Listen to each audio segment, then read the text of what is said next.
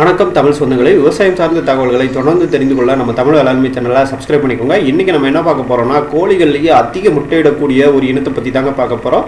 இந்த இனத்தோட பேர் வந்து பார்த்திங்கன்னா ILM 90.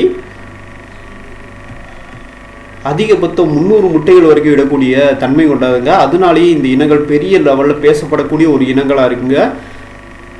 நம்ம தமிழகத்தில் நாமக்கல்லில் நிறையா பேர் வந்து பார்த்திங்கன்னா இந்த மாதிரி கோழி இனங்களையும் வந்து தேர்ந்தெடுத்து வளர்க்குறாங்க. இதை வந்து லேயர் கோழி இனங்கள்னு சொல்லுவாங்க. இந்த இனங்களை பொறுத்த வரைக்கும் ஒயிட் லெகானில் 2 வகையான பிரிவுகளை பிரித்து உருவாக்கப்பட்ட ஒரு இனம் தாங்க. அதாவது பி மற்றும் என்ஸ்டெயின்னு 2ஆக பிரித்து அதன் மூலம் வந்து உருவாக்கப்பட்ட ஒரு கோழி இனம் தான் இந்த ILM 90ங்கிற கோழி இனங்கள்ங்க.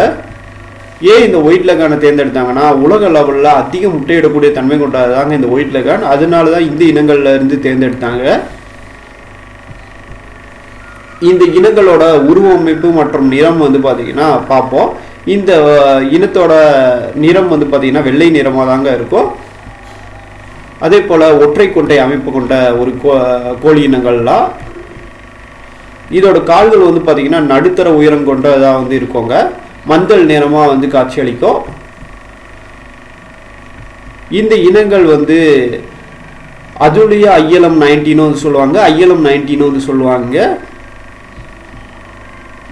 கேரளாவில் இருக்கக்கூடிய மனுவிங்கிற பகுதியில் தான் இந்த இனங்களானது பல்வேறு ஆய்வுகளுக்கு பிறகு வந்து உருவாக்கப்பட்டது. இந்த இனங்கள் எப்போ உருவாக்குனாங்கன்னு கேட்டிங்கன்னா 1990கள் கிட்டங்க. அதனால தான் வந்து பார்த்திங்கன்னா, அதாவது இந்த இனத்தோட பேர் வருவதற்கு சில காரணங்கள் இருக்குது. அதாவது ILMங்கிறது வந்து என்னன்னா, இந்தியன் லேயர் உருவாக்கப்பட்ட இடமான அந்த மனுதி, அதாவது 1990களில் உருவாக்குறதுனால ILM 90ன்னு வந்து சொல்கிறாங்க. அதாவது இந்த 90ங்கிறது அந்த வருஷத்தை குறிக்குது. இப்படி வந்து பார்த்திங்கன்னா இந்த இனத்துக்கு பெயர் வருவதற்கும் சில காரணங்கள் இருக்குது. சரி, இந்த இனங்கள் வந்து பார்த்திங்கன்னா வருஷத்துக்கு எவ்வளோ முட்டையிடும், எப்போ வந்து முட்டையிட ஆரம்பிக்கும்னு பார்த்தீங்கன்னா, ஒரு 123 நாட்கள்லேயே வந்து முட்டையிட ஆரம்பிக்குங்க. நம்ம நாட்டுக்கோழி இனங்கள்லாம் 180 நாளைக்கு மேலே தான் வந்து முட்டையிடவே ஆரம்பிக்கும். அதே போல் வருஷத்துக்கு எவ்வளோ முட்டையிடும்னா 280லேருந்து 290 வரைக்கும் வந்து ஒரு சராசரியாகவே முட்டையிடும். அதிகபட்சம் 300க்கும் மேலே வந்து முட்டையிடுவாங்க. நம்ம சராசரியை மட்டும் எடுத்துக்கிடுவோம். அதே போல் இந்த இனத்து மற்றொரு சிறப்பு என்னென்னா, முட்டையோட வெயிட் வந்து நல்லாவே இருக்குங்க. அதாவது 50 கிராமுக்கு மேலே தான் சராசரியாகவே வரும். அதனால தான் வந்து இந்த இனங்களை பெரிய லெவலில் தேர்ந்தெடுத்து வளர்க்குறாங்க. இந்த முட்டைகளோட வெயிட் 50லேருந்து 52 கிராம். நான் ஏற்கனவே சொன்ன மாதிரி சராசரியாகவே அவ்வளோ வெயிட் வரும்.